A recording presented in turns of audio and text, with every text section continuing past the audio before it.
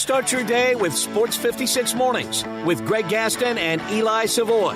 Weekday mornings from 7 to 10, right here on Sports 56 and 98.5 FM. Nestled in the heart of East Memphis, located corner of Park and Cherry, is a beautiful residential neighborhood. I'm here at Town Village Audubon Park interviewing a new resident, Carolyn. Share with us why you chose Town Village. Well, if your parents or special friends need to make that big move, let me share with you my experience. It was tough for me to leave home, but then I discovered Town Village. I would like to highly recommend Town Village to you and your loved ones. After looking at all the amenities and meeting all the people and staff, I was hooked. From restaurant, bistro, 3 meals per day, housekeeping, transportation, security, health care, physical therapy, exercise room, and even a heated pool and spa. Come see us and make your new home at Town Village. Visit us and call Daniel at Town Village Audubon Park at 901-374-7342. There's no place like home, Town Village. I'm thinking back to school. You mean the Rodney Dangerfield movie? No, I'm trying to think of a theme for this month's Central Barbecue ad, and since it's September, I'm thinking back to school. Well, it seems like you're kind of forcing it. What does going back to school have to do with Central Barbecue? Well, get your school year started right by having Memphis' best barbecue. I'm not hearing it. Come on, it's a brand new year. Why not celebrate by getting the tastiest ribs in town at Central Barbecue? It just sounds like a Central Barbecue ad, but with school shoehorned in. Every student should enjoy some slow-smoked deliciousness. Well, now that just sounds stupid. You try writing a new Central Barbecue ad every month. Just say Central Barbecue is good. For school. Ole Miss Rebel Yell is back. The Rebel Yell Hotline Radio Show is back on WHBQ Sports 56 and 98.5 FM. Every Monday night at 6, hear the latest news on your Ole Miss Rebels with Yancey Porter with 24/7 Sports, former Ole Miss defensive tackle Mike Fitzsimmons, Gordon Ford covering SEC Sports Call, and former Ole Miss baseball announcer Gary Darby. From kickoff to free throw to extra innings, your Ole Miss Sports on the Rebel Yell Hotline Show, right here Monday night at 6 on Sports 56, 560 AM and 98.5 FM, your Mid-South sports station. Take your basketball skills to the next level at Shoot 360 Memphis. Shoot 360 is a revolutionary basketball training facility that combines cutting-edge technology with gamification and provides instant, objective feedback with hands-on, one-on-one expert coaching. And now, introducing Shoot 360 Cordova, a newly renovated 50,000 square foot facility with 2 NBA regulation-size courts, 3 high school-size courts, and 4 shooting bays with Shoot 360 technology. Memberships are now on a monthly basis. And yes, you can become a member at both locations. Whether you're an aspiring young talent, NBA player, or looking for a unique workout, all skill levels are welcome at Shoot 360 Memphis to learn proper shooting and passing techniques, improve fundamentals, and gain a competitive edge while having fun. Shoot 360 Memphis, now in Cordova and Collierville. Call them today at 901-779-3176. That's 901-779-3176. The future of basketball training is here. Shoot 360 Memphis. With Progressive's Name Your Price tool, you get coverage options based on how much you want to pay for car insurance. And then you decide how to spend the rest of your money, because you're in charge. Today, you're going to pay down your credit card bill. But you decide when you'll pay it. Before the due date, so those interest charges don't get you. But you decide if you pay it in full. But you definitely should, because again, interest charges. With Progressive's Name Your Price tool, we'll help you find coverage at a fair price. And then, you're in charge. Progressive Casualty Insurance Company and affiliates. Not available in all states. Price and coverage match limited by state law. Now back to Wolo and Friends on Sports 56. Here once again is the voice of the Tigers, Dave Woloshin.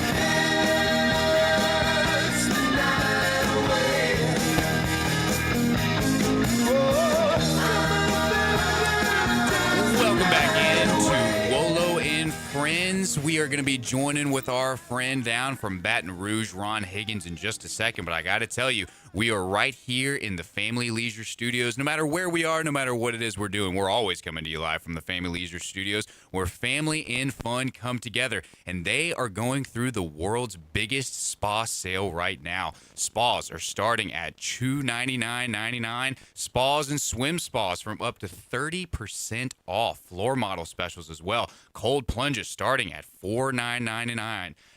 These are great deals. And also, each time you purchase, you get a free umbrella. And these things, they are not cheap. They are very, very expensive. So you get one of those. Coming along with the purchase of those, swimming pools, clearance pricing through the end of October. Buy now and save before the prices increase. Special financing available. Family Leisure, 2120 Witten Road, just north of I-40. We are always brought to you by Family Leisure. But we head over now down to Baton Rouge to talk to our friend about all things SEC and LSU, our friend Ron Higgins. How are you doing today, Ron? Good. How you doing? Doing very well, my friend. How are things going down in the great state of Louisiana? Well, so far so good, but they understand what kind of challenge LSU has this week, and it's Ole Miss is a 2.5-point favorite, and it should be. Mine should be more, actually, but LSU's ranked number 4 in the nation, and I don't know if they're the number 4 team. Honestly, I don't know. I really don't. I wouldn't rank them number 4, but that's where they are. Yeah, absolutely. I mean, last week LSU looked really good, and I think you saw what you would expect against a team like Southeast Louisiana. Garrett Nussmeier looked really good, 250-plus yards passing, 3 TDs.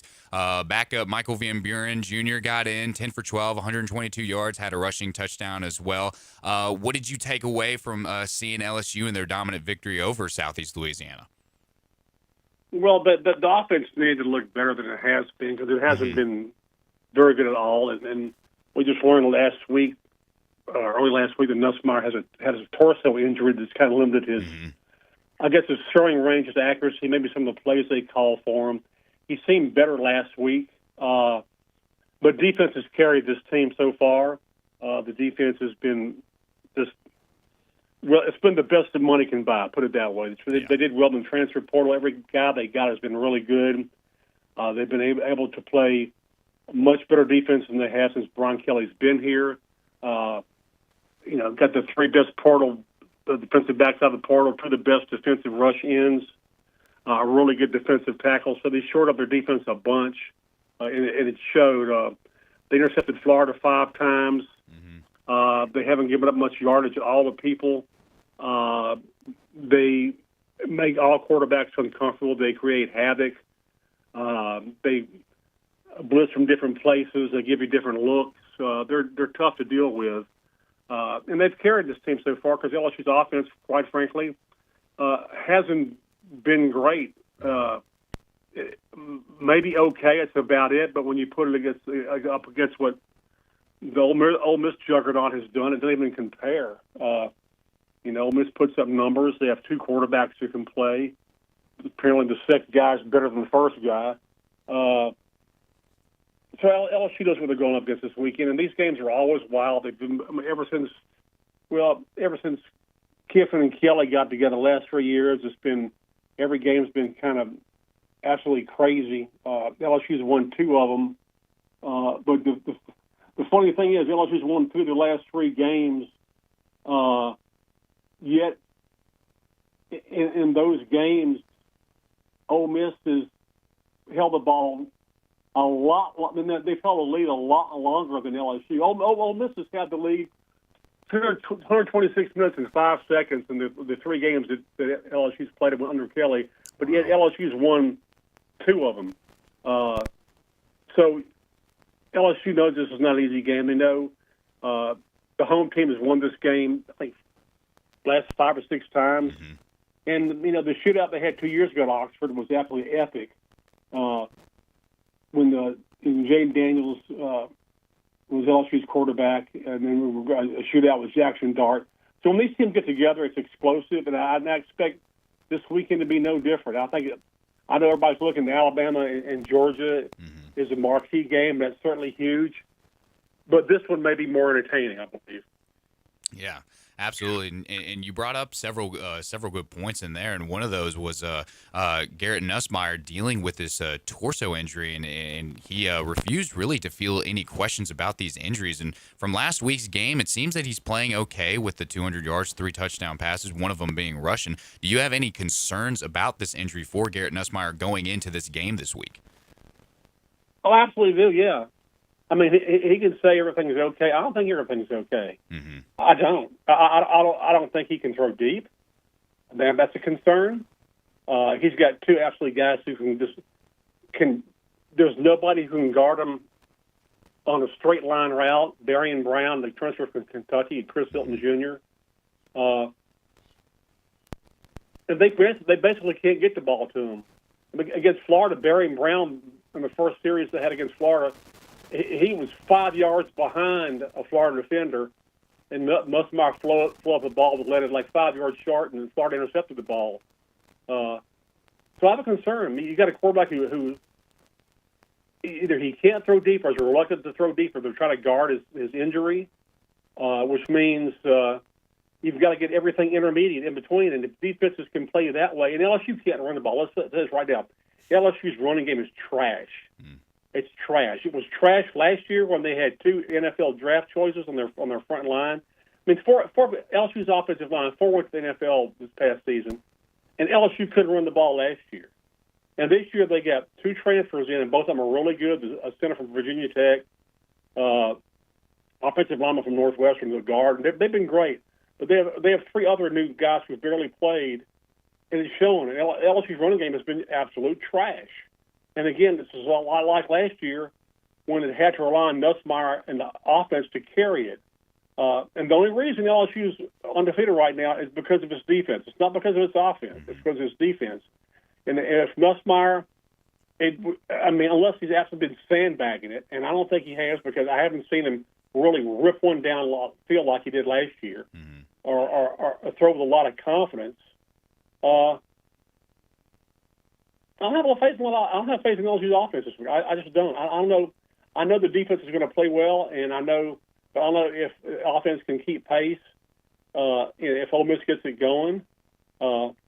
But LSU's defense is really, really good, and for Ole Miss, this is going to be a huge challenge. I can tell you that this defense is not easy to move on. It's not easy to score on, and I know Ole Miss rings it up like nobody else's business on offense, and I get that. And they may very well do that, but this defense is not letting anything get out of hand this year. They're usually in position. They don't let guys run free. Again, they blitz you from different places. The defensive line controls the situation. Their back end of their secondary is fantastic. It's much better than it has been in the past few years. And so it's all in the defense this week, and the offense has got to do something.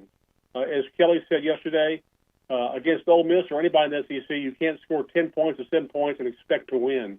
So they know that they got to do something offensively. But what that is, I really don't know, because, again, their running game is garbage, and Nussmeier really hasn't been able to wing it downfield. So I don't know what that gives you offensively. Yeah. Do you think, should something happen to Garrett, do you think Michael Van Buren, if he gets in, that he could get the job done against Ole Miss? Well, I know he's played him before Mississippi State, and Michael did a good job last week. Yeah. But honestly, that's the best we've seen Michael play. That's the only time we've seen Michael play in a game this year. And when we saw Michael in preseason scrimmages, it wasn't that impressive. But then again, the first team offense struggled in preseason scrimmages, and we kept wondering if it was the offense was having problems, or if the defense was that good. As it turns out, the defense is that good. So Van Buren may give him something that maybe Nussmeier can't give him right now. But they're going to ride Nuss until he's so hurt he can't play. He's a smart quarterback. He does get him in the right plays, and I understand all that. But he's not getting any help from his offensive line as far as blocking for running plays, and it's constantly put him in bad down and distance situations when they don't get nothing on first down. Against Florida, they call a really conservative game after a while because they realized that Florida was not going to score on LSU. This defense was playing great, so LSU basically almost on first down, I think 13 times on first down, ran the ball. And of course, I think didn't get anything, 3 or 4 yards at most. And I don't know how you can win. I don't know how you can win a game when your whole offense is really relies on a quarterback who's having to throw the ball. That quarterback can't throw the ball downfield. That's my concern. And if LSU wins this game, it's going to be because of its kicking game and its defense. And that's old school SEC football.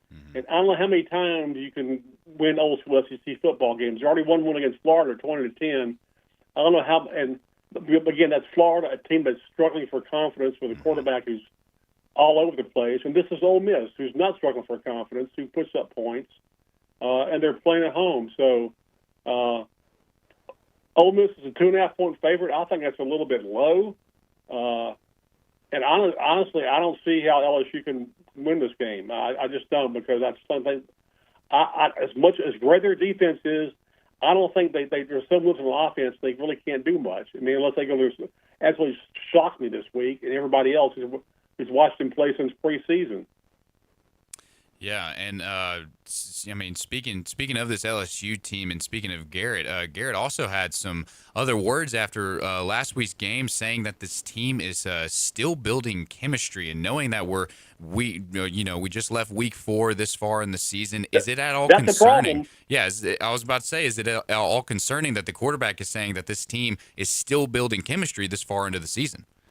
That's the problem. Yeah, if you're a fourth of the way through your regular season, and you're talking about building chemistry, that's a problem. Mm-hmm. You should be building chemistry by now. You've been through 4 games. I mean, and 2 of them have been pretty good opponents. I mean, Clemson. I mean, we don't know how bad they were now, but in the first game they were jacked up. And Florida, which is on the verge of firing their coach, but they get close every game, but they can't close the deal. And they have really good athletes. So, yeah, that's worse than we're building chemistry. I mean, you're building chemistry 4 games in. Really? I mean, and you've been a starting quarterback now there all last year and this year, and basically most of your receivers are back this year, and you got a couple of new guys, and you're building chemistry. Yeah, that's a problem. And that just like when he said that, it just went off like a fire alarm in me. Like, really, you're trying to build chemistry at this point? Yeah. And that's why I just again, the home team usually wins this game. I feel, and it's not so much a home field advantage for Ole Miss. I mean, LSU plays tough places, but again, I think Ole Miss will probably have too much offensively, no matter how good the LSU defense is, and I don't think LSU offense can do enough to even win a low-scoring game. If LSU wins this game, it's going to be something like, 24-21 or 28-24, which by SEC terms now is a defensive battle. Yeah, it's SEC football's changed, man. I mean, I remember Saban his last few years. In his first few years, if he won a game 56-20, 24-28, he'd be just beside himself. In his later years, he realized you win 45-28 or whatever, 24. Hey, feel good about it, because everybody's got good offenses and they're going to score on you, and so that's just the way it is. Yeah, really, really good point. Those kind of scores are definitely speaking more towards a defensive battle, which is crazy to realize. One more thing for you, Ron.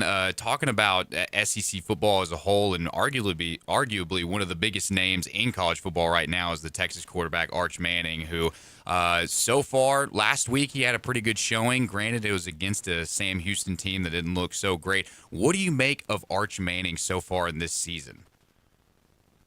I think there's been a lot of unfair expectations thrown on him because he's a Manning. All Mannings were not great right away, and when they played, Peyton played as a true freshman in his first game. He got thrown in there when their starting quarterback got hurt at UCLA, and it took him a while all season he kind of alternated with somebody, and he played better toward the end of the year. Eli didn't play his first year. Eli was redshirted, and Eli played. So it took him a while to work in. I think, and I realize Arch. I mean, I know Arch has been there a couple of years now, but still, when you social media and the spotlight is 96,000 times brighter than it was when Peyton and Eli played, and even before you go in, you'll be celebrated, and because of NIL and endorsements and your name's out there, everybody knows who you are. It's 25,000 times tougher, and I think it's so tough that when Arch Manning scored a touchdown last week and stared down a guy, Sam Houston State. I think probably most of the Manning family just kind of blanched, like, "Come on, Arch, come on, we don't do that." and they don't, But I think the pressure was on him so much that he just wanted to kind of, in that moment, like, slipped. Like, I'm gonna enjoy this for a second and stare down this guy.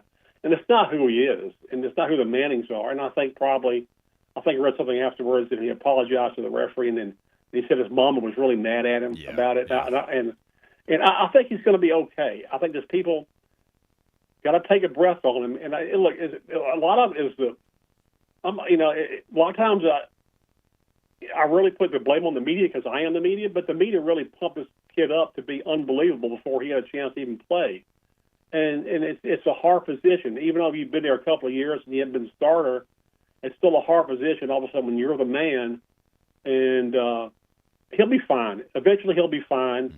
And he'll be fine. He'll be a really good college player before it's all over. But right now he's still working through some things. And unfortunately, social media the way it is, and way you get it from all directions every minute of every day, you have no relief from it, and it's hard to ignore. So, and he does a pretty good job of ignoring it, honestly.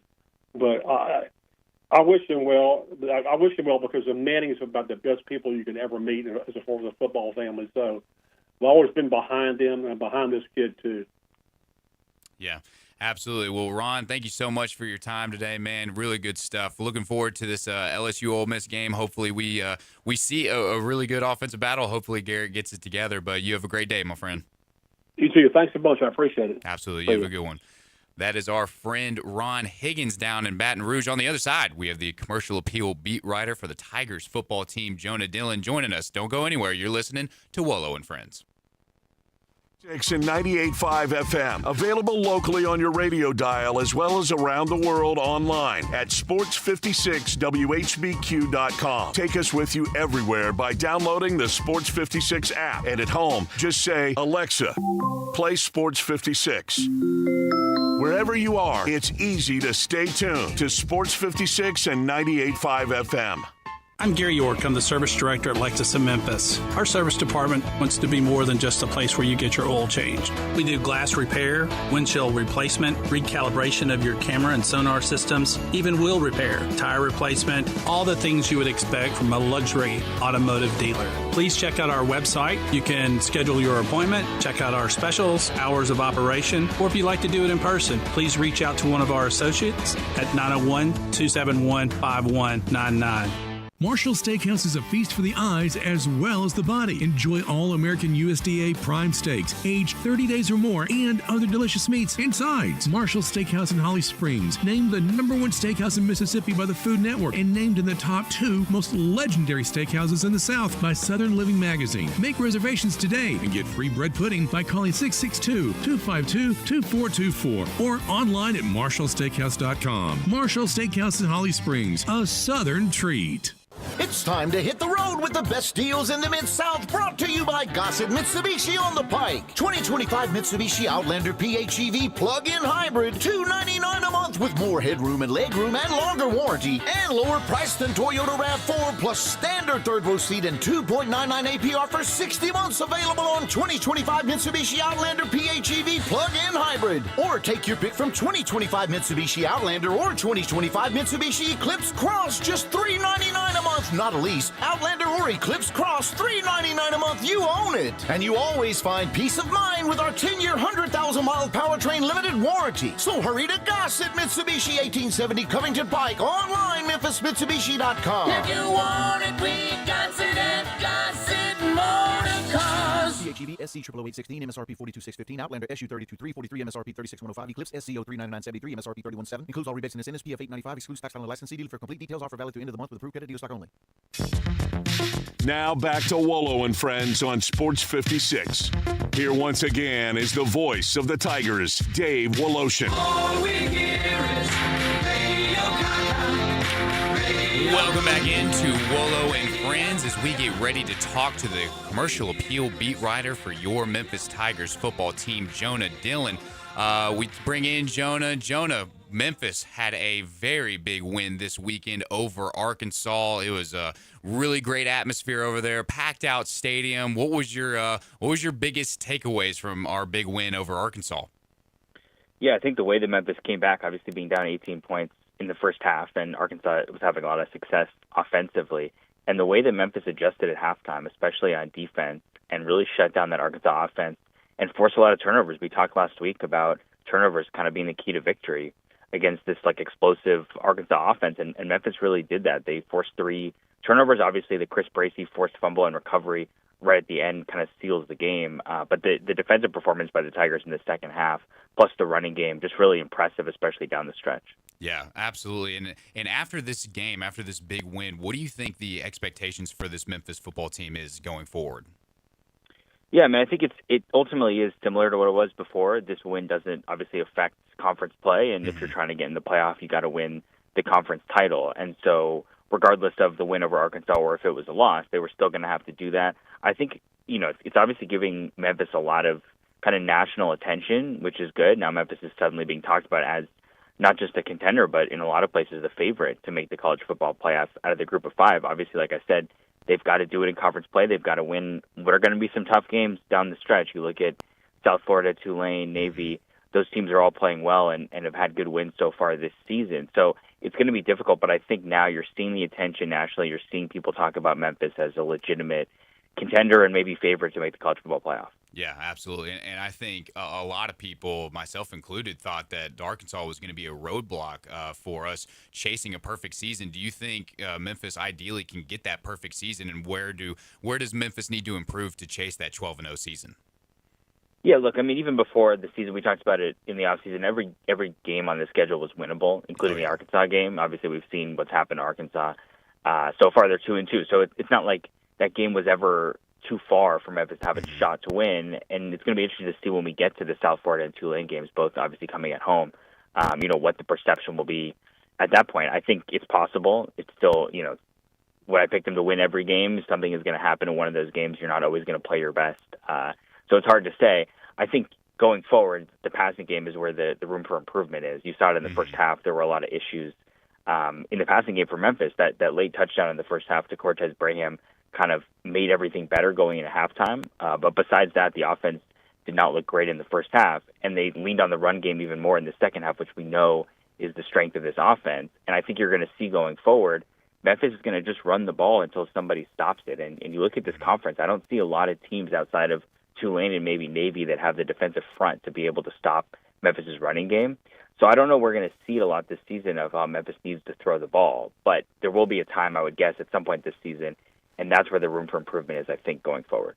Yeah, and I think another area, too, is Memphis is having a little bit of trouble on defense with tackles. I know you've mentioned that they had 12 total missed tackles, and now they're averaging 12 missed tackles per game. This defense, however, is making up for it in some well-timed turnovers, so they are getting stops where it's important. But going forward, how concerned are you about these missed tackles for the Memphis football team later in the season? Yeah, I think they've improved it. I mean, the Georgia State first half, I think, was the one where it was pretty concerning. A lot of just confusion there. They fixed a lot of the issues. I mean, I know there was confusion on that first Arkansas touchdown. That was a pretty inventive play design there from Bobby Petrino, and I think Memphis just kind of lost the guy who was kind of coming out of the backfield. But the issue that we saw in the first couple of games, aside from the tackling, was the seam routes. They seemed to be wide open all the time. They fixed that, and they did a lot better job, I thought, defensively. They really contained Taylon Green, especially on the design runs, in a way that I don't know that we've seen a lot of teams do. And so I think that the tackling looked better. It's something that obviously you would expect them to improve on as the season goes on, and I think they have so far. And so, yeah, you're not going to see the level of athlete that Arkansas kind of had for most games this season. And so that makes me think that the Memphis defense is in a pretty good spot moving forward, especially confidence-wise after what they did against Arkansas. Yeah, and sticking with the defensive side of the ball, C.J. Smith only played a total of 7 snaps in Saturday's game, and it didn't appear that he got back on the field after his big interception in that first half. What are you seeing with C.J. Smith, and how is Memphis going to be in, and how Memphis is using him right now? Yeah, pretty bizarre situation that his only touch of the season was that double pass, which obviously did not work out well. It's tough to diagnose exactly. I don't know that you can blame a receiver for throwing an interception on a double pass. Dutton Smith, who was sort of the intended receiver on that play, fell down. I don't know that he would have got there anyways, or that it wouldn't have been intercepted. Obviously, the play is designed for him to catch the ball and throw it to a certain spot, so I don't know that he necessarily screwed up that play, although maybe he did. Yeah, it's been a weird situation. Obviously, Memphis has rolled so far, and it looks like their receiver room, they're starting to kind of establish a pecking order with Cortez Braham at the top of it. Had a really good game on Saturday. C.J. Smith, someone who we know has like legitimate superstar type speed. We'll see if he gets more involved going forward. It's been 4 games, and he hasn't really played a role. So that'll be interesting to see as we go through the rest of the season. Memphis has Florida Atlantic this weekend. Right now, the line's sitting at about 13.5-point favorites. What do you expect going into this game this weekend, and do you think Memphis is going to be able to cover that? Yeah, Memphis should. I mean, you've seen Florida Atlantic coming into the season. They had a little bit of hype, and I expected a little bit more from them than we've seen so far. They've been pretty disappointing, losing to FIU last weekend. They seemed like they were set up pretty well with an exciting young coach in Zach Kitley and a quarterback in Caden Belkamp, who was the Conference USA Offensive Player of the Year last year when he was at Western Kentucky. And so it felt like their offense at least had potential to put up a lot of points. They haven't really done that so far. The defense is a work in progress. These next 3 games for Memphis, clearly against a low level of competition, and obviously you look at it on paper, Memphis should be able to roll. But this is conference play. It's a road environment. Obviously, you're coming off that huge win, so you got to keep the energy high. And those things are all tough. It's tough to just run through everybody, right? And so that makes all these games exciting because there's always going to be a part of it. FAU has had this one circled. They're coming off a bye, and they're going to have a good game plan for this game. Yeah, absolutely. One more thing for you, Jonah. I know outside of the Memphis game, the team that you cover, that we have a great slate of college games going into this weekend. Is there any that stand out to you that you're excited to watch? Yeah, well, I mean, I'll be at the Memphis game on Saturday night, so I think I'm going to miss Alabama, Georgia, and Oregon, Penn State, unfortunately. I will say I'm excited. One of the early games is Notre Dame against Arkansas. Pretty interested in that game because we still don't really know what's going on with Notre Dame, right? They played well, but obviously those 2 losses. And then Arkansas, to me, coming out of that game against Memphis, feels like they have a lot of issues, obviously, but a lot of those issues are correctable, right? And if they did that, I think they could win some of these games against teams that are ranked and are pretty good. At the same time, you could see a complete implosion coming for Arkansas. And so I'm kind of interested to see where that goes with Notre Dame coming up on Saturday. Yeah, absolutely. Well, Jonah, thank you so much for your time, my friend. Next week, Dave will be back, so you'll be talking with him. But thank you so much for joining us today. Yep, thanks for having me. Yeah, man, absolutely. You have a good one. That is our friend Jonah Dillon, the commercial appeal beat writer for your Memphis Tigers team. A really good slate. College football games this weekend.